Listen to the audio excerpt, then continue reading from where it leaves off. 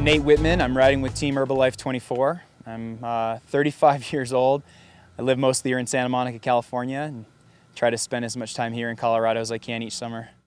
This will be my 10th attempt, so I'm going for that coveted 1,000-mile giant buckle. I actually basically started my cycling career, hobby, passion with Leadville itself. I mean, I wasn't a cyclist. I was actually a college soccer player, kind of came out in the real world. I was working, doing a little bit of this, a little bit of that, tried running some marathons, thought that was pretty boring. And I read about Leadville in a magazine article, read about the mountains, the altitude, the challenge, and I knew nothing about cycling. I mean, I thought it was kind of like marathons, like anybody just sort of rolled out there and gave it a shot, and I didn't know anything about the scene. And in fact, when I first entered, I didn't even own a bike.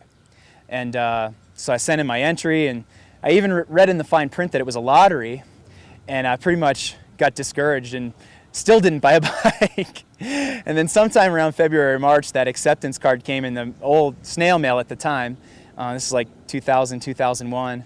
And I said, wow, okay, well, I guess I better get this figured out. And I did my best to kind of scramble and get a bike and learn how to ride it and that sort of thing. But came out here that first year, and I did finish. I finished just under 11 hours. So, you know, I got over the line, I got my buckle. And a lot of people know me as someone who's been doing Leadville for a long time, and they kind of think that, well, that's how I got hooked. And side story to that is it was really after Leadville that I got hooked, because what happened was I went back to California and I entered some of like the traditional Norba races.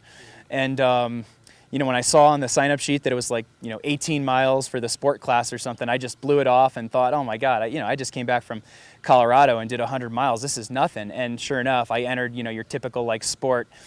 I think I was like 25 to 29 year category at that point, and you know, just got killed. I mean, literally I came in dead last, literally dead last, and maybe as much as 45 minutes behind the winner in a 2-hour race. So it was that beating really that kind of got me hooked and made me try to figure out what was going on and what was cycling all about and how did it work and how could you get fast and how could you improve, and just kept at it. And combination of Leadville and some other epic marquee events each year, but blended with your typical sea otters and you know pro tour races and things like that. Just worked my way up.